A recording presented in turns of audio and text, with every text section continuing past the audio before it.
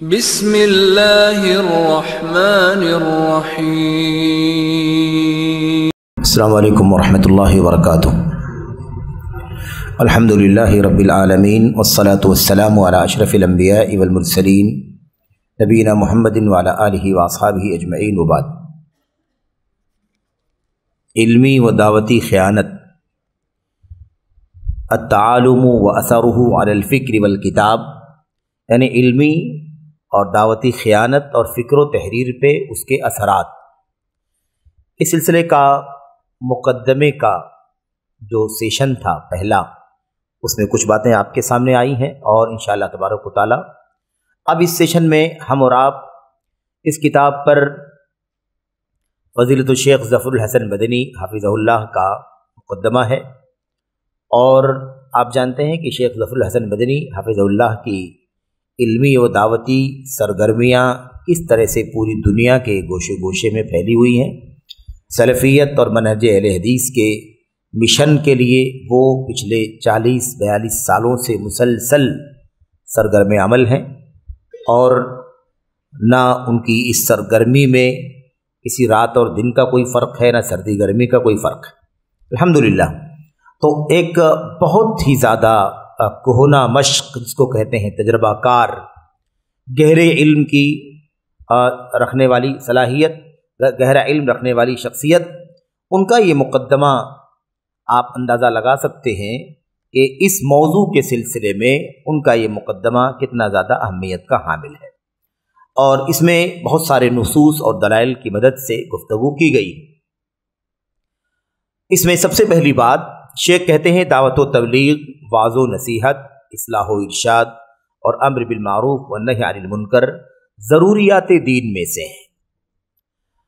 آپ دیکھیں گے کہ یہ جو دعوت و تبلیغ کا مسئلہ ہے، وعظ و نصیحت کا مسئلہ ہے، یا امر بالمعروف، اصلاح، ارشاد وغیرہ، اس کی اہمیت جو دلائل کی روشنی میں ہے وہ جاننے والے لوگ کم ہیں، لیکن جذباتی طور پر اس کا حوالہ دینے والے لوگ بہت زیادہ ہیں۔ ابھی ہمارے وہ بھائی جو جماعت تبلیغ میں جڑے ہوئے ہیں، ان کی باتیں آپ سنیں گے تو یہی سنیں گے کہ دعوت و تبلیغ انبیاء کا کام ہے، یہ بہت نیک کام ہے، بہت اچھا کام ہے، اس لیے ہمیں بھی اس میں حصہ لینا چاہیے۔ تو وہ یہ جو بات وہ کہتے ہیں، کاش وہ علم اور بصیرت کی روشنی میں کہتے، علم و بصیرت کی روشنی میں باتیں نہیں کہتے، جذباتی بنیادوں پر علم کے بغیر، محض اس اعتبار سے کہ یہ نبیوں کا کام ہے تو ہمیں بھی نبیوں کے کام میں حصہ بٹانا چاہیے، ہمیں بھی یہ کام اب کرنا چاہیے، نبیوں کا سلسلہ ختم ہو چکا ہے تو ہماری ذمہ داریاں یہ ہیں کہ ہم بھی دعوت و تبلیغ کا کام کریں۔ لیکن اب وہ یہ نہیں جان رہے ہیں کہ نبیوں کا کام ہے تو نبیوں کا علم پہلے آپ کو حاصل کرنا ہوگا، اور پھر اس کے بعد آپ اس کی پر عمل کریں گے، پھر دعوت دیں گے۔ تو علمی اصولوں کی بنیاد پر اس چیز کو نہیں جانتے ہیں۔ لیکن یہ بات جو یہاں پہلے جملے میں آئی ہے کہ ضروریات دین میں سے ہے، یہ سارے لوگ کہتے ہیں۔ اب یہ جو جماعت کی بات چلی، جماعت تبلیغ کی، یہ ہمارے بھائی جذبے کے اعتبار سے تو بہت آگے ہیں، لیکن علم اور بصیرت سے جذبہ خالی ہے۔ ایسے ہمارے یہ بھائی جس سلسلے میں ایک کتاب لکھی گئی ہے، جو متعالمین ہیں، یعنی علم کے دعوے دار اور جو علم سے عاری ہیں یا کمزور معمولی معلومات رکھتے ہیں، ایسے لوگوں کے ہاں بھی آپ دیکھیں گے کہ وہ دعوت کے جذبہ، دین کی دعوت اور تبلیغ کی اہمیت اور اسے پھیلانا ہے، اور نبیوں کا سلسلہ ختم ہو چکا ہے تو اب یہ ذمہ داری امت کی ہے۔ امت میں کس کی ذمہ داری ہے؟ امت کی ذمہ داری ہے، تو کس کی ذمہ داری ہے؟ کیا ان کی ذمہ داری ہے کہ جو ابھی مدعو کی حیثیت سے ہیں، انہیں سکھایا جانا ہے، انہیں پڑھایا جانا ہے، انہیں سیکھنا ہے، انہیں علم حاصل کرنا ہے؟ کیا یہ امت کے اس طبقے کی ذمہ داری ہے، یا یہ امت کے اس طبقے کی ذمہ داری ہے جو صحیح معنوں میں انبیاء علیہ الصلوۃ والسلام کے علم کے حاصل کرنے والے اور اس کے سچے وارث بن جائیں، اور پھر اس کے بعد وہ اس علم کو لوگوں تک پہنچانے کا مشن اور یہ ذمہ داری اپنے سر پر ہے۔ تو یہ جملہ ہر ایک کہتا ہے جو اصولی طور پر حقیقت کو نہیں جانتا ہے۔ اس کے بعد کہتے ہیں جن کے کچھ کچھ اصول و ضوابط اور آداب و شرائط اسلام نے مقرر کی. یہی مسئلہ ہے پیچیدہ. دعوت، تبلیغ، اصلاح، ارشاد، واعظ، نصیحت، تذکیر دین کی ضروری بنیادی چیزوں میں سے ہے، لیکن ہر ایک آدمی اٹھے اور جذبہ لے کر کے کہ میں کام کروں گا، کام کرنا شروع کر دے، ایسا تو نہیں ہے نا. اس کے اصول ہیں، اس کے ضابطے ہیں، اس کے قواعد ہیں، اس کی بنیادی باتیں، اس کے بعد ہی یہ کام کیا جا سکتا ہے، جن کی پابندی کرنا اور ان کا لحاظ رکھنا بہت ضروری ہوتا ہے. جو اصول و ضوابط بنے ہوئے ہیں، تو قرآن کریم کی آیات میں صراحت کے ساتھ کئی اصولوں کا ذکر ہے، لیکن یہ بات کرنے والے شاید ان آیتوں کے مضمون کو بھی نہیں سمجھتے جس میں دعوت کا ذکر ہے. اللہ تبارک و تعالیٰ نے فرمایا ادعو الی سبیل ربک بالحکمۃ والموعظۃ الحسنہ وجادلہم باللتی ہی احسن. تو الی سبیل ربک پہلا اصول تو ہے کس کی طرف بلانا ہے. آخر کیا ہے آپ کا نصاب، کیا ہے آپ کا میٹیریل، کس چیز کی طرف آپ بلانا چاہ رہے ہیں. پھر کیسے بلانا، بالحکمہ والموعظۃ الحسنہ وجادلہم باللتی ہی احسن. سب اصول ہے کہ اصول دعوت کی. ایسے ہی قل ھذہ سبیلی ادعو الی اللہ علی بصیرۃ انا ومن اتبعنی. آپ یہ کہیے یہ میرا راستہ ہے، میں اس راستے کی طرف اور میری امت کے لوگ بھی، میرے متبعین بھی، میرے پیروکار بھی علم کے ساتھ، بصیرت کے ساتھ لوگوں کو دعوت دیتے ہیں. اصول ہے کہ نہیں؟ اصول ہے کہ علم ہونا چاہیے، بصیرت ہونی چاہیے. ایسے کتنے سارے اصول، دو چار جو آیتیں دعوت اللہ سے متعلق ہیں، اگر آپ صرف انہی آیات کو پڑھیں تو آپ کو 10 اصول مل جائیں گے دعوت و تبلیغ کے. لیکن ان میں سے کوئی بھی طبقہ ان باتوں پر غور کرنے کے لیے تیار نہیں ہے. دعوت اور تبلیغ کے نام پر سب سے بڑی جماعت جو اپنے آپ کو اس کام کے لیے سب سے زیادہ چلت پھرت دوڑ بھاگ میں مشغول کیے ہوئے ہے، جماعت تبلیغ کے جو ہمارے بھائی ہیں، ان کو آپ دیکھیں کہ یہ ہمیشہ ہی تبلیغ میں رہتے ہیں. ایک افسوس یہ ہے کہ ان کو ان موٹی موٹی باتوں کا بھی علم نہیں ہے جو دعوت اور تبلیغ سے متعلق آیات میں اللہ تبارک و تعالیٰ نے ارشاد فرمائی.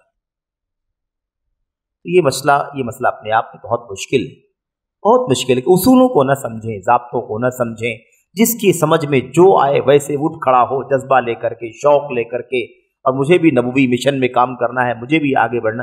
تو آپ کو چاہیے کہ آپ اصولوں کو جانیں، ضابطوں کو سمجھیں، تب کام کریں. کہ میری چاہت ہے کہ میں ڈاکٹر بن جاؤں، لوگوں کا علاج کروں، خدمت خلق کروں، لوگ فائدہ اٹھائیں، ٹھیک ہو جائیں، لوگوں کی بیماریاں، لوگ اپنی بیماریوں سے عافیت اور افاقہ حاصل کر لیں، مجھے بہت جذبہ ہے. تو کیا جذبہ لے کر کے میں ہاسپٹل ڈسپنسری کھول کر کے بیٹھ جاؤں گا؟ اس کا کوئی ضابطہ بھی کہ پڑھوں لکھوں اور اس مرحلے تک پہنچوں جب یہ کام، یہ خدمت انجام دے سکتا ہوں. کہ دنیا کے ہر میدان کے لیے مثال عام ہے. تو دین کے معاملے میں آدمی اتنا آزاد کیسے ہو جاتا ہے؟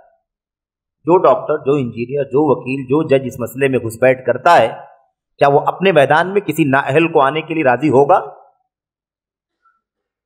کوئی ڈاکٹر نہیں چاہے گا کہ ایک جاہل آئے ڈاکٹری کرنا شروع کر دے. کوئی راضی ہوگا اس کام میں؟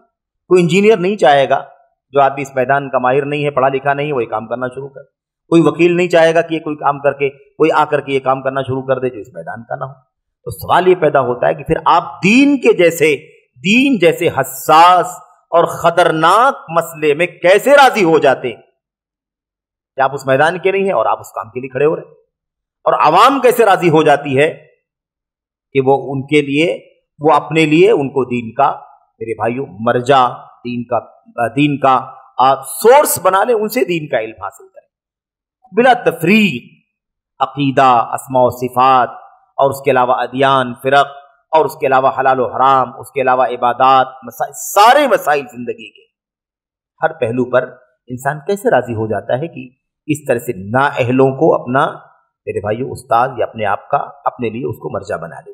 اللہ کے نبی علیہ السلام کی حدیث بہت واضح گزری آپ کے سامنے کہ جب معاملات کی ذمہ داریاں نااہلوں کو دے دی جائیں، انہیں سونپ دی جائیں، تو پھر قیامت کا انتظار کرو.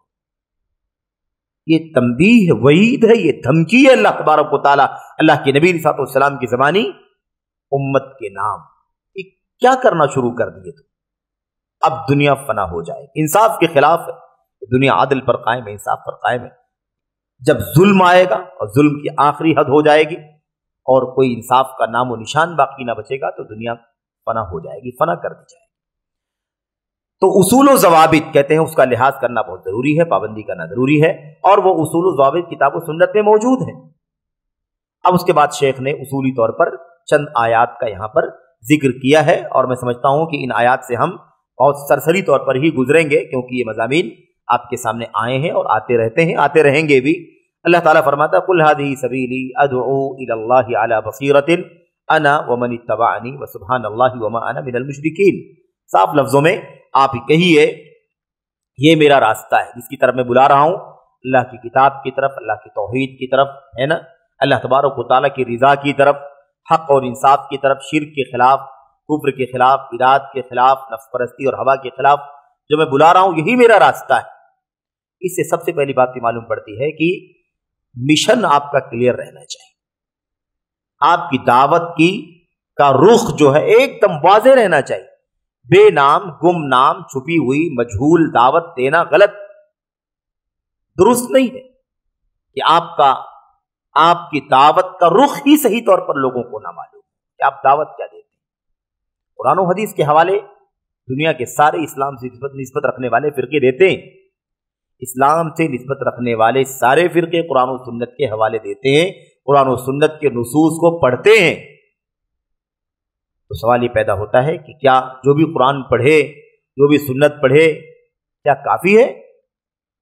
اصل مسئلہ یہ ہے کہ آپ کا ایک دم موقف واضح ہو کہ آپ جس بات کی دعوت دے رہے ہیں وہ دعوت کس راستے کی، کس چیز کی دعوت ہے، اور آپ کی دعوت فلاں ہے تو اس کا مطلب یہ ہے کہ فلاں فلاں فلاں فلاں کے خلاف آپ کی دعوت ہے۔ آپ کا مثبت منفی دونوں پہلو واضح ہونا چاہیے۔ یہ بات بہت بنیادی طور پر ہمیں جان لینا چاہیے کہ ہماری دعوت کا جو تھیم ہے، اس کا جو نقش ہے، اس کا جو راستہ ہے، ایک دم صریح ہونا چاہیے۔ اب کوئی قرآن و سنت کا نام لے رہا ہے اور سوچتا ہے کہ سب کے ساتھ کچھ نہ کچھ نرمی کا رویہ رہنا چاہیے، تو آپ بتائیے کہ پھر آپ کی دعوت کیسے کھری ہو سکتی ہے؟ آپ اگر قرآن سنت اور صحابہ کرام کے مشن کی دعوت دینے والے ہیں، اس کا مطلب یہ ہے کہ نہ آپ کی دعوت میں صوفیت کا گزر ہے، نہ رافضیت کا گزر ہے، نہ عقل پرستی کا گزر ہے، نہ انکار حدیث کا گزر ہے، نہ ہوا کا گزر ہے۔ اس کے کہاں گزر ہے؟ آپ نے کہا ہماری دعوت سلفیت ہے، قرآن سنت اور صحابہ کرام کا مشن ہے ہمارا، تو آپ نے یہ لفظ کہا تو اس میں یہ آ گیا کہ آپ کی دعوت نہ رافضیت کی، نہ صوفیت کی، نہ عقل پرستی کی، نہ ہوائے نفس کی، نہ انکار سنت کی، سمجھ رہے ہیں، نہ حکومت کی، نہ خلافت کی، نہ اندھیرے میں رکھ کر کے جہاد کے نام پر ورغلانے کی آپ کی کوئی دعوت نہیں، ایک دم صاف مسئلہ ہے۔ اب ہم دعوت دیں اس کی اور ان سے بھی کچھ نہ کچھ تال میل بھی رکھیں، تو جہاں تک رواداری سماجی اور انسانی ہے اس میں تو کوئی انکار نہیں ہے، یا جو جزوی مسائل ہیں، فروعی مسائل ہیں، جہاں کوئی پیچیدگی نہیں ہے، فقہی مسائل کے جو عام مسائل ہیں کوئی مسئلہ نہیں ہے، لیکن مسئلہ عقیدے کا ہو، عقیدہ الگ ہے اس فرقے کا، ہمارا عقیدہ کتاب و سنت کا ہے۔ آپ بتائیے آپ کیسے تال میل بنا کر کے ان کے ساتھ چل سکتے ہیں؟ اس کے یہاں بدعت ہے، اس کے یہاں ہوائے نفس ہے، اس کا راستہ الگ ہے، اس کا ہدف ہی الگ ہے، کیسے ممکن ہے؟ اس لیے یہ بات سمجھنے کی ہے کہ جب آپ نے کہا قُلْ هَٰذِهِ سَبِيلِي أَدْعُو إِلَى اللَّهِ، اللہ تبارک و تعالیٰ کی طرف بلا رہا، اعلیٰ بصیرہ، علم کی روشنی میں، دوسری بات علم کی روشنی، تو آپ کی دعوت کا چہرہ ایک دم شفاف ہونا چاہیے۔ آپ کس بات کی دعوت دیتے ہیں؟ قرآن و حدیث کی طرف بلا رہے ہیں، رافضی بھی قرآن و حدیث کی طرف بلا رہا ہے، صوفی بھی قرآن و حدیث طرف ہی بلا رہا ہے نا، تبلیغی بھی قرآن و حدیث کی طرف ہی بلا رہا ہے، اخوانی مودودی بھی قرآن و سنت کی طرف ہی بلا رہے ہیں، ہے کہ نہیں؟ ایسے جتنے ہیں سارے کے سارے کس کی طرف بلا رہے ہیں؟ سب قرآن و سنت کی طرف بلا رہے ہیں۔ سوال یہ پیدا ہوتا ہے پھر آپ کی دعوت میں ان کی دعوت میں فرق کیا ہے کہ آپ کی دعوت مانی جائے ان کی چھوڑی جائے؟ بات سمجھ میں آ رہی کہ نہیں آ رہی؟ اس لیے آپ کا ایک دم قرآن و سنت ویسے ہی سمجھنے کی دعوت ہم دے رہے ہیں جیسے اللہ کے نبی کی صحابہ رضوان اللہ تعالی علیہم اجمعین سمجھتے تھے، سمجھا، برتا، عمل کیا اور اس کی طرف لوگوں کو، امت کو رہنمائی کی۔ یہ بہت بنیادی مسئلہ ہے۔ تو یہ لوگوں کے انحرافات کے ساتھ چلنے کا راستہ نہیں ہے۔ لوگوں کے انحرافات کو پروان چڑھانے، اس کو پروموٹ کرنے، اس کو قبول کرنے، اس کو برداشت کرنے اور پھر اس کو نرمی اور حکمت اور مصلحت کا نام دینا اس میں شامل نہیں ہوتا۔ بدعقیدگی کو لے کر کے آپ چلیں، حکمت ہے۔ بدعت کو لے کر کے چلیں آپ، حکمت ہے۔ ایک شخص نبی کریم صلی اللہ علیہ وسلم کے صحابہ کی توہین کرتا ہے، آپ اس کے ساتھ ساز بات رکھتے ہیں، کیا یہ حکمت ہے، مصلحت ہے؟ بات سمجھنے کی ہے، بہت اصولی مسئلہ ہے یہ کہ اصولوں میں، بنیادوں میں کبھی بھی کوئی تالمیل و سمجھوتا نہیں کیا جائے گا۔ خیر، یہ ہو گئی بات۔ انا ومن اتبعنی، یہ کام سب کا ہے۔ اللہ کے نبی علیہ السلام بھی اسی مشن پر تھے، علم کے ساتھ کام کرتے تھے، اور آپ کے متبعین کو بھی علم کے ساتھ ہی کام کرنا ہے، اس طرح نہیں ہے۔ آپ ایک بات پر غور کریں، قرآن کریم کی آیات میں اللہ کے نبی علیہ السلام کو مخاطب کیا جاتا ہے، اور آپ کو، آپ کے ساتھ وہ مسئلہ خصوصیت کا نہیں ہوتا ہے، تو اور عام طور پر ایسے ہی ہے، عام طور پر ایسے ہی کہ خصوصیت کا مسئلہ نہیں، خصوصیت کی مسائل چند ایک ہیں کہ یہ مسئلہ اللہ کے نبی کے حوالے سے بیان کیا گیا، اور اللہ کے نبی علیہ السلام کے ساتھ ہی یہ مسئلہ خاص امت کے لیے عام نہیں ہے، وہاں پر وضاحت کر دی گئی ہے، دلیل موجود ہے، خود قرآن کریم کی دلیل موجود ہے یا سنت کی دلیلوں سے، صحابہ کرام کے موقف سے وہ بات واضح ہو جاتی ہے۔ یہ مسئلہ نبی کریم صلی اللہ علیہ وسلم کی خصوصیات سے تعلق رکھتا ہے۔ اس قرآن کریم میں اللہ تبارک و تعالیٰ نے جہاں پر آئی بات نا کہ اگر کوئی عورت اپنے آپ کو ہبہ کر دے نبی کریم صلی اللہ علیہ وسلم کو، ان وہبت نفسہا للنبی، ہے نا، اللہ کے نبی صلی اللہ علیہ وسلم اس سے نکاح کر لیں، جائز ہے، نہ کسی ولی کی ضرورت ہے، نہ کسی قاضی کی، نہ کسی گواہ کی، نہ کسی کی رضامندی کی، نبی علیہ السلام نے اسے قبول کر لیا۔ شرط یہ ہے کہ وہ کسی کے نکاح میں نہ ہو، ہے نا، کوئی اور خارجی رکاوٹ نہ ہو باہر کی، تو آپ علیہ السلام اسے اپنی زوجیت میں قبول کر لیتے ہیں، تو وہ آپ کی زوجہ بن جائے گی۔ اس میں نہ تو تعداد کی کوئی قید ہے، نہ کسی ولی اور گواہ کی کوئی شرط۔ اس میں صراحت کیا، خالصۃ لک من دون المؤمنین، صراحت ہے کہ نہیں؟ صراحت آپ کے لیے خاص ہے، مومنوں کے علاوہ مومنوں کو اس کی اجازت نہیں، مومنوں کے لیے یعنی آپ کی امتیوں کے لیے یہ نظام نہیں ہے، بلکہ ان کے لیے ضروری ہے کہ ولی موجود ہو اور رضامندی ہو، اور اس کے بعد پھر نکاح شرعی کے ذریعے سے عقد نکاح میں دونوں منسلک ہو کر کے ایک دوسرے کے زندگی کے ساتھی بن جائیں گے، زوجین بن جائیں گے۔ آپ دیکھیں یہاں پر بھی اگر اللہ کے نبی علیہ السلام کو اللہ تبارک و تعالیٰ نے یہ بات فرمائی ہوتی، کیا یہ آیت کریمہ دیکھیں، ادعو الی اللہ علی بصیرہ وسبحان اللہ وما انا من المشرکین، یہ میرا راستہ، آپ کہیے اللہ کے نبی صلی اللہ علیہ وسلم، یہ میرا راستہ ہے، میں اس راستے کی طرف، اللہ کی طرف بلاتا ہوں علم اور بصیرت کی روشنی میں، اور اللہ کی ذات پاک ہے اور میں مشرکوں میں سے نہیں ہوں۔ تو امت کے لیے ہوتا کہ نہیں ہوتا کہ نبی علیہ السلام علم کے ساتھ دعوت دے رہے ہیں، تو امت کو بھی علم کے ساتھ دعوت دینا ضروری ہے۔ امت بھی بغیر علم کی دعوت نہیں دے سکتی۔ لیکن آپ دیکھیے کہ یہاں پر اللہ عز و جل نے اس بات کو نبی کریم صلی اللہ علیہ وسلم کے ساتھ عطف فرمایا ہے، انا ومن اتبعنی، میں بھی اور میرے متبعین اور پیروکار۔ آپ علم کی روشنی میں دعوت دے رہے ہیں اللہ کے بندوں کو، ابو بکر کو بھی ایسے ہی کرنا ہے، عمر بن خطاب کو بھی ایسے ہی کرنا، عثمان غنی کو بھی ایسے ہی کرنا، انہوں نے ایسے ہی کیا۔ اگر کہیں کوئی علمی کمی کی بنیاد پر نہیں مسئلہ معلوم تھا تو توقف کیا، زبان کو بند رکھا، خاموشی اختیار کی، اور ایک نہیں، اس کے بے شمار دلائل موجود ہیں، بے شمار دلائل۔ پتہ کیا چلا کہ یہ الگ سے اس کا اضافہ انا ومن اتبعنی،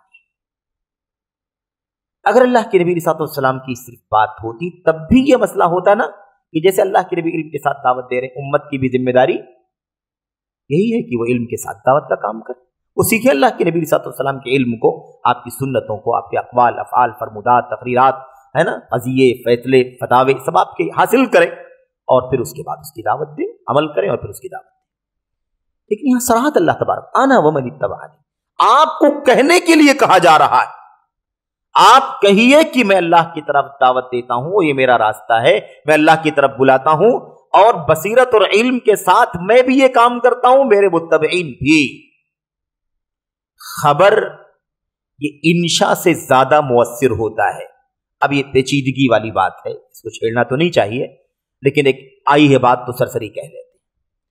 انا ومن اتبعنی, میں اور میرے پیروکار, ہے خبر کہ میں دعوت دیتا ہوں علم کے ساتھ, بصیرت کے ساتھ, اور میرے متبعین. یہ ہے خبر, خبریہ انداز, خبر دی جا رہی ہے. لیکن مطلوب کیا ہے اس سے؟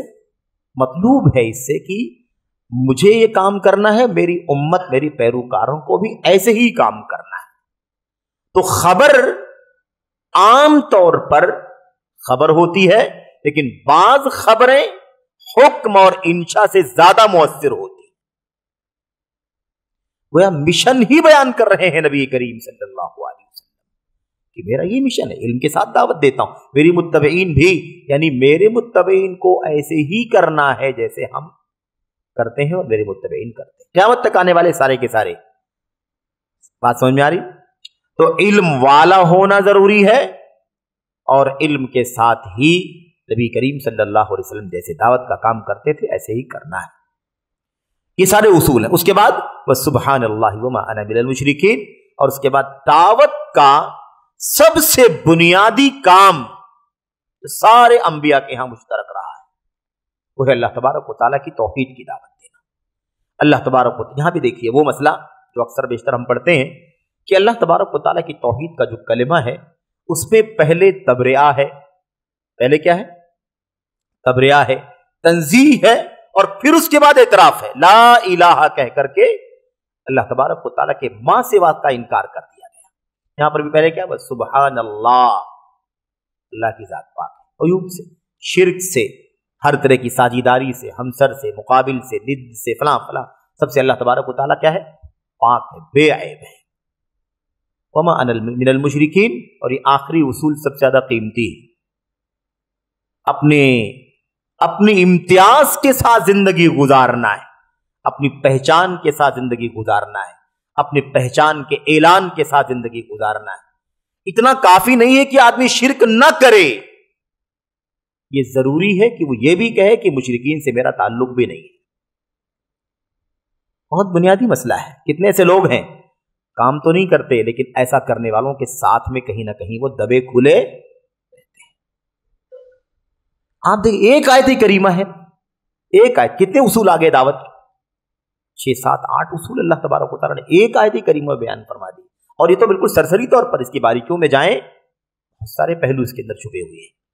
خیر, ایسے اللہ تبارک و تعالیٰ فرماتا ہے ادعو الی سبیل ربک بالحکمۃ والموعظۃ الحسنہ وجادلہم باللتی ہی احسن ان ربک هو اعلم بمن ضل عن سبیلہ وهو اعلم بالمہتدین. اللہ فرماتا ہے اپنے رب کے راستے کی طرف بلائیے حکمت کے ساتھ, حکمت کے ساتھ بلائیے, والموعظۃ الحسنہ, اور بہت اچھی نصیحت پند کے ساتھ بلائیے, وجادلہم باللتی ہی احسن, وجادلہم باللتی ہی احسن, اور ان سے بحث و مناظرہ کیجئے اچھے طریقے سے. بحث و مناظرے تو ہو رہے ہیں آج کل, لیکن اچھے طریقے سے نہیں ہو رہے ہیں. باللتی ہی احسن ہونا چاہیے. ہٹ دھرمی, تنقیص, توہین, تذلیل, اپنی بات کو ثابت کرنے کے لیے ہر طرح کی باتیں لانا اور ایڑی چوٹی کا زور لگانا, حق کو باطل, باطل کو حق بنا کر کے اپنی بات کی تائید کرنا, یہ طریقہ آج کل کے مناظروں کا چل رہا ہے. اتنا تجاوز ہے کہ لوگ حدیثوں میں بھی تحریف کر دیتے ہیں, بلکہ آیتوں میں بھی تحریف سے کام لینے سے دریغ نہیں کرتے. اپنا موقف ثابت کرنے کے لیے آیتوں میں بھی تحریف, حدیثوں میں بھی تحریف, بدل بدل کر کے اپنے موقف کو ثابت کرنا. اور یہ کوئی پرانا مسئلہ نہیں ہے, آج بھی اس کی مثالیں آپ ڈھونڈنے جائیں گے تو آپ کو پچھلے مہینے میں بھی مثالیں مل جائیں گی. لوگوں نے اس طرح کے کام کیے. بہرحال وقت پر ان سب کی باتیں بھی آئیں گی انشاءاللہ تبارک و تعالیٰ. ابھی ہم جو کہ مقدمے میں ہیں, اس لیے ایسا نہ ہو کہ مقدمہ ہی اصل کتاب کے درجے میں ہم پڑھنے لگے تو پھر یہ مسئلہ ہے نا وقت سے پہلے ہو جائے گا. کیا فرمایا اللہ تبارک و تعالیٰ نے؟ ان ربک هو اعلم بمن ضل عن سبیل، یقیناً آپ کا پروردگار خوب جانتا ہے ان کے بارے میں جو اس کے راستے سے گمراہ ہو گئے. وهو اعلم بالمهتدین، اور وہ ہدایت یافتہ لوگوں کو بھی خوب جانتا ہے. تو اللہ تبارک و تعالیٰ نے ہدایت اور ضلالت کی بات آ گئی نا، ہدایت اور ضلالت کی بات، یہی مسئلہ ہے. دعوت کا مشن ضلالت سے نکال کر ہدایت کی راہ دکھانے کا مشن ہے، اور اس کے لیے راہ دکھانے والے کا خود ہدایت پر ہونا ضروری ہے، خود ہدایت یافتہ ہونا ضروری ہے. ہدایت نہیں ہے تو ضلالت کے علاوہ کچھ باقی نہیں بچتا. علم نہیں ہے تو جہل کے سوا کچھ نہیں، ہدایت نہیں ہے تو ضلالت کے سوا کچھ نہیں ہے. فماذا بعد الحق الا الضلال، حق کے بعد کچھ باقی نہیں بچتا سوائے گمراہی کے. اس لیے مسئلہ واضح ہے. خیر، شیخ کہتے ہیں ان آیات میں اللہ تبارک و تعالیٰ نے دعوت و تبلیغ اور وعظ و نصیحت اور اصلاح و ارشاد کے اصول و ضوابط مقرر کیے.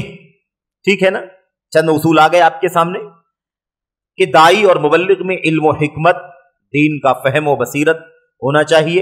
اسی طرح اس میں جدال احسن اور موعظہ حسنہ کی صلاحیت اور مہارت ہونی چاہیے. ٹھیک ہے نا، یہ سب صلاحیتیں ہوں گی تب تو آدمی دعوت کا کام کرے گا. ایک آدمی مجرد ہے، علم ہی نہیں، یہ مزید صلاحیتوں کا پایا جانا تو بہت بات کی بات، وہ اصل علم کا ہی میرے بھائیوں مالک نہیں، آری ہے اس سے. اس کو اس کی حالت تو اس قدر اندوہناک ہے، افسوسناک ہے کہ بہتوں کو تو قرآن کریم ناظرہ پڑھنا بھی نہیں آتا، لکھے ہوئے نصوص اللہ کے نبی علیہ السلام کی حدیثوں کو بھی پڑھنا نہیں آتا. سمجھ رہے ہیں؟ یہ حالت ہے. اب قرآن کریم کی یہ شرط اس کے پاس ہے نا حکمت ہو. حکمت، اللہ اکبر، حکمت کیا ہے؟ اس کو جاننے کے لیے 1200 صفحے پڑھنے پڑیں گے کم سے کم. میں کہہ رہا ہوں اتنی بڑی شرط اللہ تبارک و تعالیٰ نے لگا دی ہے. اپنے نبی کو کہا آپ کو حکمت کے ساتھ بلانا ہے، دعوت دینا ہے. حکمت امام بخاری کی کتاب سے نکال کر ڈاکٹر سعید بن علی بن وہب القحطانی جو صاحب حصن المسلم ہیں، انہوں نے ایک 2 جلد میں کتاب لکھی الحکمت فی الدعوت الی اللہ، اور تقریباً 1200 صفحات یا اس سے زیادہ پر مشتمل ہے. 2 جلدوں میں یہ کتاب دعوت الی اللہ میں حکمت صحیح بخاری سے نکال کر کے لکھا. صرف کتنے جلد میں؟ 2 جلدوں میں تقریباً 1213 صفحات پر مشتمل. یہ شرطیں کیا ایسی اللہ تبارک و تعالیٰ نے لگا دی ہیں کہ جو بھی چاہے کھڑا ہو جائے اور دائی بن جائے، عالم بن جائے، لوگوں کو رہنمائی کرنا شروع کر دے؟ بہت پیچیدہ مسئلہ ہے. والموعظۃ الحسنہ، یہ شرط کہاں سے لائیں؟ وجادلہم باللتی ہی احسن، اس شرط کا ایک حصہ تو پایا جاتا ہے اس کے اندر لوگوں کے یہاں. کیوں؟ اس لیے کہ علم کے بغیر وہ بہت آسان ہے. جدال کرنا، جھگڑنا، بحث و مباحثہ کرنا ہے نا، لڑنا، پھول پھول بولنا سوشل میڈیا پر یا ایسے ہی ہے نا، جہاں بھی آدمی منمانی جو بھی بولنا چاہے بولے، اپنی بات منوانے کے لیے اصولوں سے ہٹ کر ہوس کی بنیاد پر بات کرے، ایسا تو بہت ہے. لیکن بالاحسن، باللتی ہی احسن، ایک دم جو اچھا والا طریقہ ہے، سب سے خوبصورت طریقہ، بہترین جس کو ہم کہتے ہیں، اس طریقے سے بحث اور مناظرہ کرنا، گفتگو کرنا. اس میں مار دھاڑ کی گنجائش نہیں ہوتی ہے. جدال کا مطلب مار دھاڑ نہیں ہوتا. جدال کا مطلب کیا ہے؟ جدال کا مطلب ہے علمی دلائل دے کر کے اپنے مدعا کو صحیح طور پر ثابت کرنا. یہ ہے بنیادی طور پر یہ معنی. یہ شرطیں کہاں سے پائیں گے لوگ؟ بنیادی چیزیں نہیں ہیں جن کے بعد ہم نے کہا شروع میں قرآن کریم ناظرہ پڑھنا بھی بہت سارے لوگ نہیں جانتے. متن حدیث کو دیکھ کر کے پڑھنے کی بھی صلاحیت نہیں رکھتے. اس کا ترجمہ، اس کی تفہیم، اس کی تشریح، اس کے ناسخ منسوخ، اس کے مطلق مقید، اس کے عام خاص، اس کا پتہ کہاں سے چلے گا؟ یہ مسئلہ بہت پیچیدہ ہے. ایسے نہیں یہ گمراہیاں جو پھیل رہی ہیں ایسے نہیں پھیل رہی ہیں. اور ہمارے اسلاف سے لے کر کے آج تک جو اس مشن، اس موقف پر ایک دم پوری پامردی کے ساتھ ڈٹے ہوئے ہیں اور اس کا وجہ جواز نہیں سمجھتے کہ ہر ایرا گہرا اٹھے थोड़ी बहुत स्टडी करके, मालूमात करके स्टेज पर, मिंबर पर और लोगों के सामने आकर के लोगों को दीन की दावत देना शुरू कर दे, सिखाना पढ़ाना शुरू कर दे, इसका जो वजह जवाब हमारे असलाफ से लेकर आज तक उस रास्ते पर रहने वाले उलमा जो राजी नहीं है, उसके पीछे यही राज है कि ये राह बड़ी पुरखतर राह है। दीन का वो तमाशा बनेगा जो अहबार और रुहबान ने भी नहीं किया होगा। इसलिए इस मामले में इतनी ज्यादा सख्ती है। ये किताब क्यों पढ़ी जा रही है, क्या वजह है इसकी, हमारे उलमा ने किताब क्यों लिखी? शेख डॉक्टर बकर बिन अब्दुल्ला अबू ज़ैद रहमतुल्लाह अलैह ने, जिस अभी उनका मुकद्दमा आने में देर है, उस मुकद्दमे को आप पढ़ेंगे तो आपको इस किताब के लिखने के वक्त जो दर्द और कर्ब था अल्लामा बकर बिन अब्दुल्ला अबू ज़ैद के दिल में, आपको उसका एहसास होगा। और किताब गालिबन 1408 में लिखी गई है, मुझे ऐसा याद पड़ता है, काफी पुराना है मसला। आप सोचिए उस वक्त की बात है ये, उस वक्त उन्होंने ये किताब लिखी और आज कितने साल गुजर चुके, इस किताब को कई साल गुजर चुके हैं, और उसके बावजूद आप सोचिए कि इतना पहले जब किताब लिखी गई, उस वक्त उम्मत के हालात को देख करके जिस कदर दर्द था और जिस कदर मतलब आदमी असहाब इल्म जो होते हैं वो किस कदर कुल्हन महसूस करते हैं, और जो जुमले इस्तेमाल किए गए हैं मुकद्दमे में, उससे आपको अंदाजा होगा कि ये बीमारी किस कदर खतरनाक और संगीन है। तो बहरहाल हम लोग आगे बढ़ते हैं। बात क्या चल रही थी कि जिदाल अहसन और मौइज़ा हसना की सलाहियत और महारत होनी चाहिए।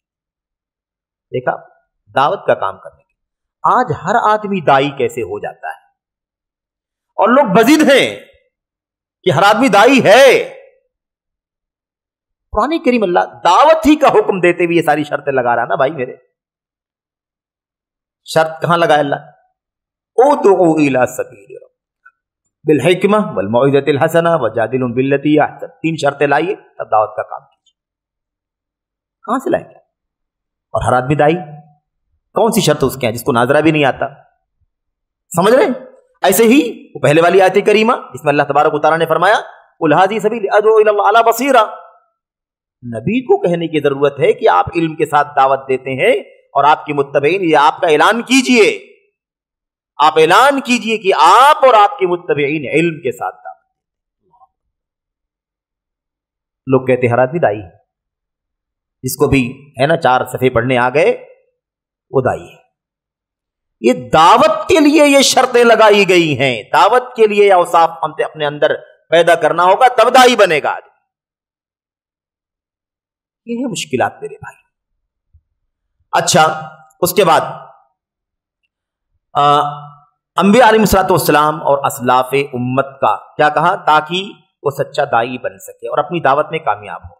अंबिया अलैहिस्सलाम और असलाफ उम्मत का सही वारिस बन जाए, जैसा कि अल्लाह तबारक व तआला ने अपने रसूल को हुक्म दिया। आयत करीमा गुजर चुकी है इससे पहले। हर शख्स जो दाई और मुबल्लिग बनना चाहता है उसके लिए जरूरी है कि मैदान दावत और खिताबत में कदम रखने से पहले इल्म हासिल करे, इल्म हासिल करे। अल्लाह के नबी अलैहिस्सलाम और सहाबा यानी आपकी मुत्तबईन, आयत करीमा में इल्म का जिक्र कब आया है? आयत करीमा में इल्म का जिक्र कब आया है? कुल हाज़िही सबीली अदउ इलल्लाहि अला बसीरा, दावत का जिक्र हुआ, इल्म का जिक्र हुआ। आप दावत देंगे तो इल्म के साथ ही देंगे। अदउ इलल्लाहि अला बसीरा, इल्म के साथ दावत देना, तराखी नहीं है। मैदान में आओ, धीरे धीरे सीख जाओगे। स्टेज पर आ जाओ, मिंबर पर आ जाओ, धीरे धीरे कोना मश्क हो जाओगे। बोलने में तो आप शार्प हो सकते हैं, इनकार नहीं है, बार बार बोलेंगे तो आपकी जबान, उसके अंदर तलाकत और चरब जबानी तो आ जाएगी, इससे इनकार नहीं है। लेकिन बगैर इल्म के स्टेज पर मैदान में आने से, स्टेज पर आने से, तदरीस के मसनद पर आने से आपका इल्म नहीं बढ़ जाएगा, आप इल्म वाले नहीं हो जाएंगे, बल्कि आप दुनिया में शोहरत जरूर हासिल कर लेंगे। शोहरत, मकबूलियत नहीं, फर्क है दोनों में। मकबूलियत और शोहरत में फर्क है। लोग मशहूर लोगों के पीछे भागते हैं, मकबूल लोगों के पीछे नहीं जाते। बड़े बड़े उलमा आज भी सऊदी अरब के अंदर हैं जिनके फॉलोवर्स दहाइयों में है, दहाइयों में, और जोहला के फॉलोवर्स मिलियंस में है, बिलियंस में है। तो बताइए मकबूल कौन है और मशहूर कौन है? یہ مشہور ہیں اور وہ مقبول ہیں. تو اللہ تبارک و تعالیٰ نے یہ فرق رکھا ہے دونوں میں. اس بات کو سمجھیں. کیا فرمایا؟ آگے سمجھاتے ہیں. کہتے ہیں کہ ہر شخص جو داعی اور ولی بننا چاہتا ہے اس کے لیے ضروری ہے کہ میدان دعوت و خطابت میں قدم رکھنے سے پہلے علم حاصل کرے اور دعوت و تبلیغ جیسے فریضے کے آداب و احکام اور شرائط کو سیکھ لے تاکہ دعوت علی وجہ البصیرہ ہو. یہاں تک تو ان دونوں آیتوں کا مضمون اور اس کا معنی شیخ سمجھا رہے تھے. اس کے بعد کہتے ہیں بڑے افسوس کی بات ہے، مگر بڑے افسوس کی بات ہے کہ ہمیشہ کچھ لوگ ایسے پیدا ہوتے رہے ہیں جنہوں نے ان آداب و شرائط کا لحاظ نہیں رکھا اور علم و حکمت کے حاصل کیے بغیر اپنی ذاتی معلومات اور مطالعے پر اکتفا کیا اور داعی بن کر میدان خطابت اور دعوت میں اتر آئے اور تھوڑے عرصے بعد دعوت و تبلیغ کے بعد تھوڑے عرصہ بعد دعوت و تبلیغ کے منصب افتاء پر بھی فائز ہو گئے. یعنی ابھی اسٹیج پر دعوت و تبلیغ کا کام کر رہے تھے، دھیرے دھیرے کیا ہوا؟ منصب فتویٰ بھی لے کر کے بیٹھ گئے، فتویٰ بھی دینے لگے، حلال یہ ہے، حرام یہ ہے، جائز یہ ہے، ناجائز یہ ہے نا. منصب افتاء پر بھی جا بیٹھے اور فتویٰ بازی بھی کرنے لگے. اور مشہور مثل نیم حکیم خطرہ جان، نیم ملا خطرہ ایمان، یہ اردو فارسی کی ایک مثل ہے پرانی جو اردو زبان کی ڈکشنریوں میں آج بھی موجود ہے. اردو زبان کی کہاوتوں میں، ڈکشنریوں میں، امثال میں آج بھی یہ مثل موجود ہے. اور رسول کریم صلی اللہ علیہ وسلم کی پیشین گوئی اتخذ الناس رؤوسا جہالا فسئلوا فافتوا بغیر علم وضلوا واضلوا کے مصداق بن گئے. سمجھ رہے ہیں نا؟ یعنی جان کا خطرہ، جو میڈیکل نہ جانتا ہو، حکیم نہ ہو، نیم حکیم ہو، معمولی معلومات، آدھی معلومات رکھتا ہو طب کی، علاج کی، اگر وہ علاج کرے گا تو کیا ہوگا؟ جان کے لیے خطرناک بن جائے گا. ایسے ہی وہ شخص جو مولوی ہو اور نیم مولوی ہو، یعنی پورے طور پر علم والا نہ ہو، وہ جان کے لیے کیا ہے؟ ایمان کے لیے کیا ہے؟ خطرناک ہے. اور جو شخص علم کی یا مولویت کی ہوا بھی نہ پایا ہو، وہ کیا کرے گا بھائی؟ مدرسے کا رخ نہ دیکھا ہو، اساتذہ کو نہ پایا ہو، بلکہ سیلف اسٹڈی کر کے اسٹیج اور میدان میں آ گیا ہو، بتائیے اس کا خطرہ کتنا ہوگا؟ اس کا خطرہ. تو یہ ہے مسئلہ. اللہ کے نبی صلی اللہ علیہ وسلم نے کیا فرمایا تھا؟ ایسا وقت قیامت سے پہلے آئے گا کہ لوگ جاہلوں کو سردار، جاہلوں کو پیشوا، اغوا، اور ان کو اپنا بڑا مان لیں گے، ان کو اپنا مرجع مان لیں گے. فسئلوا، اور ان سے سوال کیا جائے گا. فسئلوا، ان سے پوچھا جائے گا. فافتوا بغیر علم، اور وہ لوگ بلا علم لوگوں کو فتویٰ دیں گے. اللہ اکبر، بلا علم لوگوں کو فتویٰ دیں گے. فضلوا واضلوا، خود گمراہ ہوں گے اور دوسروں کو گمراہ کریں گے. اس کا مصداق بن گئے. یہی ہے آج کل جو صورتحال چل رہی ہے تعالم کی، بلا علم میدان علم اور دعوت پر آ جانے کی، اور بحیثیت خطیب، مقرر، مفتی، اسکالر، اسپیکر، اوریٹر جو بننے کی جو ہوڑ لگی ہوئی ہے، اس کا نتیجہ اور انجام یہی ہے جو اللہ کے نبی علیہ السلام کی اس حدیث میں ہم اور آپ پڑھ رہے ہیں. اور آگے مزید اس کے اندر فساد اور شر بڑھتا چلا جائے گا. آج کے اس دور فتن میں کچھ زیادہ ہی ایسے لوگ پیدا ہو گئے ہیں جو متعالم سے زیادہ حیثیت نہیں رکھتے. متعالم سے زیادہ، شروع میں بات آئی تھی، جو ساتھی نہیں رہے ہوں گے ان کے لیے پھر سے اعادہ کر دیا جاتا ہے کہ قرآن و سنت میں علم، اہل علم، علماء، طلب علم، تعلیم، تعلم، یہ سارے الفاظ آئے ہوئے ہیں، لیکن اسی سے تفاعل کا یہ لفظ نہیں آیا ہوا ہے کہ تعالم کا لفظ بھی استعمال کیا گیا. کہیں لفظ نہیں آیا. کیوں؟ اس لیے کہ شریعت اسلامیہ کے مزاج میں ہی نہیں بیٹھتا ہے. ایک آدمی علم والا نہ ہو اپنے آپ کو عالم بنا لے. اسلام علم کا دین ہے، اسلام دلیلوں کا دین ہے، اسلام بینات کا دین ہے، قرآن نور ہے، سنت ہدایت ہے. بھلا اس میں بلا علم کوئی بات کہنے بولنے کی کیا گنجائش؟ عمل نہیں کر سکتے آپ بغیر علم کے، تو دعوت کیسے دے سکتے ہیں بغیر علم؟ اگر کوئی شخص بغیر علم کے عمل کرتا ہے وہ نصارہ کی فہرست میں، سمجھ رہے ہیں، اور جو صحیح علم ہونے کے باوجود عمل نہیں کرتا وہ یہودیوں کی فہرست میں.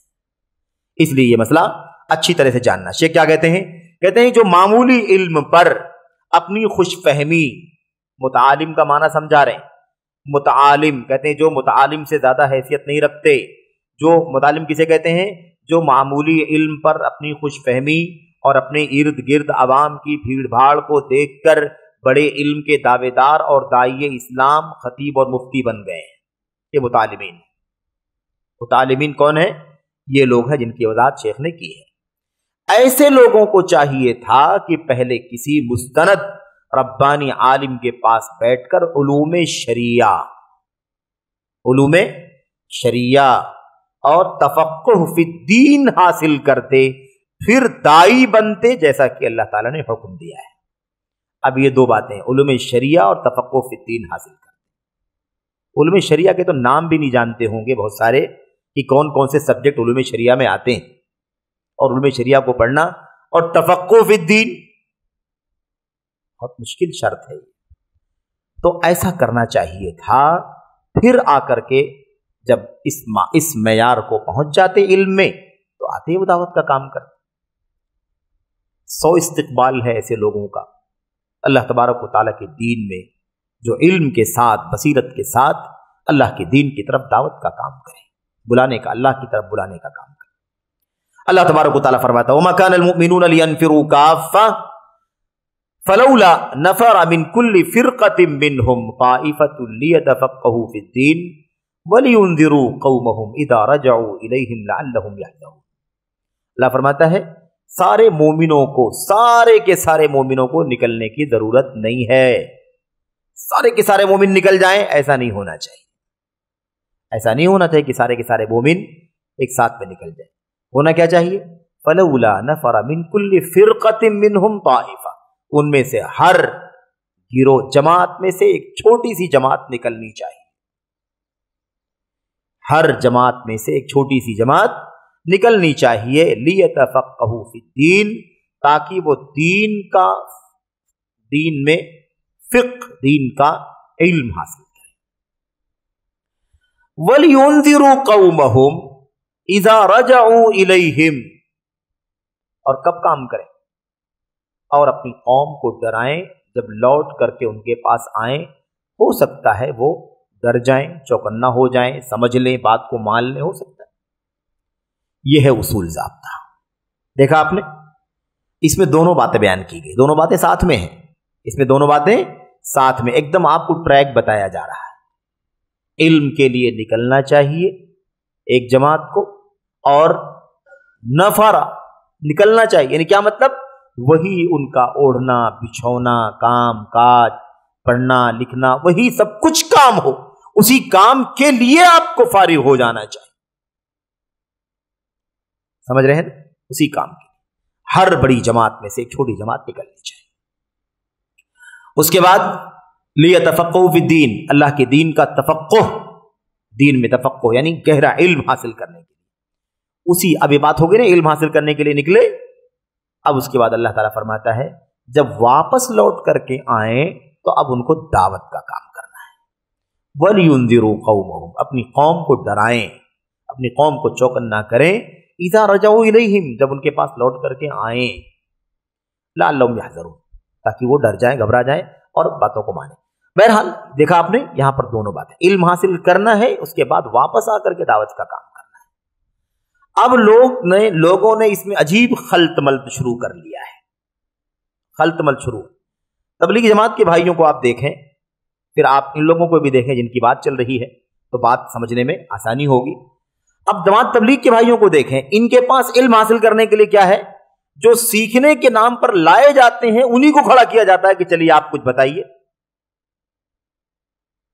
چلیے آپ کچھ بتائیے، کچھ بولیے. نہیں ہے کچھ تو چلیے پڑھیے. جو کتاب ان کے ہاں موجود ہے نا تبلیغی نصاب کے نام سے، اس کو پڑھیے.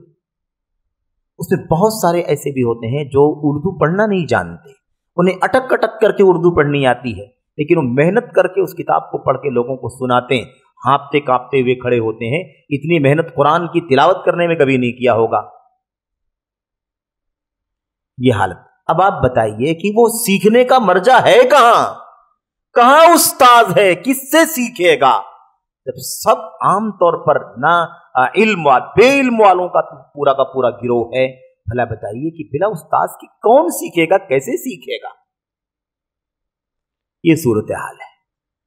और यही मामला कमोबेश उन लोगों का भी है जो लोग इन मुतालिमीन से जुड़ करके सीखने और इल्म हासिल करने की कोशिश करते हैं। उनका इल्म भी उसी अंदाज का होता है जैसे उनके पास इल्म है, जो उनको मालूमात है वही इनके पास भी आ रही है, क्योंकि जिसके पास जो है वही तो देगा। अरबी जबान की मसले फाकिदु शैइ ला युतीही, जिसके पास कोई चीज खुद ना हो वो दूसरे को कहां से देगा, जो होगा वही देगा। तो ये मसला ऐसे ही है। दोनों बातें साथ में बयान की गई हैं कि पहले तफक्को हासिल करो, इल्म हासिल करो दीन का, उसके बाद वापस आओ, फिर उसके बाद दावत का आप काम करो। उसके बाद कहते हैं इस आयत में अल्लाह ताला ने पहले इल्म हासिल करने और तफक्को फी दीन का हुक्म दिया, फिर उसके बाद दावत व तबलीग का, क्योंकि बगैर इल्म व फिक्र के दावत व तबलीग इस्लाम और दावत व तबलीग इस्लाम और मुस्लिम मुआशरे के लिए नुकसानदेह होती है। इसलिए बगैर इल्म व हिकमत तफक्को फी दीन के दावत देने वाले के लिए शदीद वईद और मजम्मत बयान की गई है। ठीक है, इसमें इस आयत करीमा में जो आयत करीमा आगे आ रही है, इसमें कुल 5 बातें बयान की गई हैं। कितनी बातें? इनमें कुल 5 बातें बयान की गई हैं। और सबसे खतरनाक बात यह बयान की गई है कि कोई शख्स बिला इल्म दीन की बात करे। सबसे खतरनाक बात क्या है? अल्लाह पर कोई बात बोलना, हलाल हराम जायज नाजायज। तो हलाल हराम जायज नाजायज क्या जानते हैं आपको? एक आदमी जब कहता है हलाल है, इसका मतलब यह होता है कि वो अल्लाह तबारक व तआला की तरफ से इस काम को रिलीज कर रहा है कि यह जायज है। जायज नाजायज करने का अख्तियार किसको है? अल्लाह तबारक व तआला को, शारे को, नबी करीम सल्लल्लाहु अलैहि वसल्लम को। ठीक है, अब अगर कोई उम्मती कहता है कि फला काम जायज है, इसका मतलब वो अल्लाह तबारक व तआला की तरफ से उस पर हुक्म लगा रहा है और साइन करके, दस्तखत करके आगे बढ़ा रहा है कि ले जाओ आप हलाल करो, तुम्हारे लिए मबाह। नाजायज कहा तो गोया कि नाजायज कहने के लिए वो अल्लाह तबारक व तआला की तरफ से साइन दस्तखत कर रहा है। इसीलिए अल्लामा इब्नुल क़य्यिम रहमतुल्लाह अलैह ने किताब जो लिखी, कई जिल्दों में है आज तो, वो इलामुल मुवक्किईन अन रब्बिल आलमीन, इलामुल मुवक्किईन अन रब्बिल आलमीन, रब्बुल आलमीन की तरफ से दस्तखत करने वालों को इत्तिला है ना, उन्हें ऐलान, उन्हें इंफॉर्मेशन कि वो चौकन्ना हो जाए। गोया कि ये उलमा, ये दुआत, ये मुफ्तियान, ये मुदर्रिसीन, ये काजी, ये जज, ये मुज्तहिदीन, ये सब के सब कौन है? अल मुवक्किअ अनिल्लाह, अल्लाह तबारक व तआला की तरफ से दस्तखत करने वाला। ले जाओ हलाल है, ले जाओ हराम है, ले जाओ जायज है, ले जाओ नाजायज। समझ रहे? इतना खतरनाक मसला है। अब क्या है? अब ये जो मसला है, आयत करीमा जो है सूरतुल आराफ की आयत नंबर 33, इसमें 5 बुराइयों की मजम्मत की गई है, 5 गुनाहों की मजम्मत की गई है। और इन 5 गुनाहों में सबसे खतरनाक गुनाह कौन सा है? यही अल्लाह की तरफ से किसी चीज को हलाल और हराम करार देना।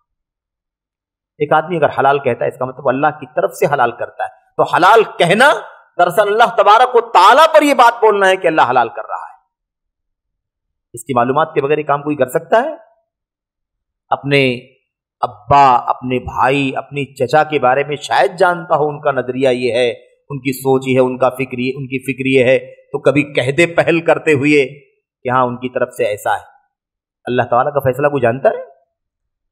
अल्लाह तबारक व तआला की मंशा क्या है, उसको उसके अल्लाह तबारक व तआला ने उसको हलाल किया है कि हराम किया है कि जायज़ किया है कि नाजायज़ किया, आपको हमको क्या हक पहुंचता है? किसी को क्या हक पहुंचता है कि वो अल्लाह तबारक व तआला पर कोई बात बोले?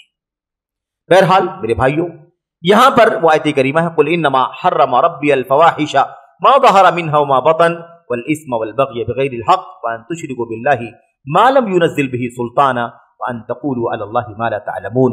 देखिए, अल्लाह ताला फरमाता है, कहिए कि यकीनन मेरे रब ने हराम किया है फवाहिश को। किसको हराम किया? नंबर 1 गिनिए, हराम किया अल्लाह तबारक व तआला ने मेरे उन चीजों को जो फहश, बेहयाई, गंदी बातें जो भी हैं, वो सब क्या है? उसको अल्लाह ने हराम कर दिया। وَمَا ظَهَرَ مِنْهَا وَمَا بَطَنَ، اور وہ فواحش چاہے کھلم کھلا ہو، ظاہری چیزیں ہوں یا چھپی ہوئی چیزیں، ظاہری باطنی تمام فواحش کو، بے حیائی کی چیزوں کو میرے رب نے حرام کر دیا۔ وَالْإِثْمَ، اور گناہ کے کام کو اللہ نے حرام کر دیا، نمبر 2۔ نمبر 3، وَالْبَاغِيَ بِغَيْرِ الْحَقِّ، ناحق کسی پر ظلم اور زیادتی کو حرام کر دیا، نمبر 3۔ وَأَن تُشْرِكُوا بِاللَّهِ مَا لَمْ يُنَزِّلْ بِهِ سُلْطَانًا، نمبر 4، اللہ نے اس کو بھی حرام کر دیا ہے کہ تم اللہ کے ساتھ کسی کو شریک کرو جس کی کوئی دلیل اللہ نے نہیں اتاری۔ شرک کی دلیل نہیں دنیا میں، شرک کی دلیل اللہ نے اتاری ہی نہیں ہے، کوئی دلیل ہے ہی نہیں شرک کی دنیا میں، دلیل صرف توحید کی ہے۔ اس لیے دنیا میں کوئی آپ کو اگر شرک کی دلیل نکال کر دے رہا ہے تو سمجھ لو کہ وہ بھی اللہ پر سب سے سنگین بات بول رہا ہے۔ سمجھ رہے ہیں؟ ایسے لوگ موجود ہیں کہ نہیں موجود ہیں؟ ایسے لوگ موجود ہیں، یہاں آپ کے بیچ میں موجود ہیں، ہمارے ملک اور وطن میں موجود ہیں، جو قرآن کریم سے غیر اللہ کو پکارنے کی دلیل، قرآن کریم سے شرک کی دلیل، قرآن کریم میں سے اللہ کے سوا سے مدد مانگنے کی دلیل۔ پڑھو آیت کریمہ، لگے ہاتھوں تھوڑا سا اشارہ۔ اللہ تبارک و تعالیٰ فرماتا ہے کیا؟ استعینوا بالصبر والصلاۃ، کیا فرمایا اللہ تبارک و تعالیٰ نے؟ مدد مانگو صبر سے اور نماز سے۔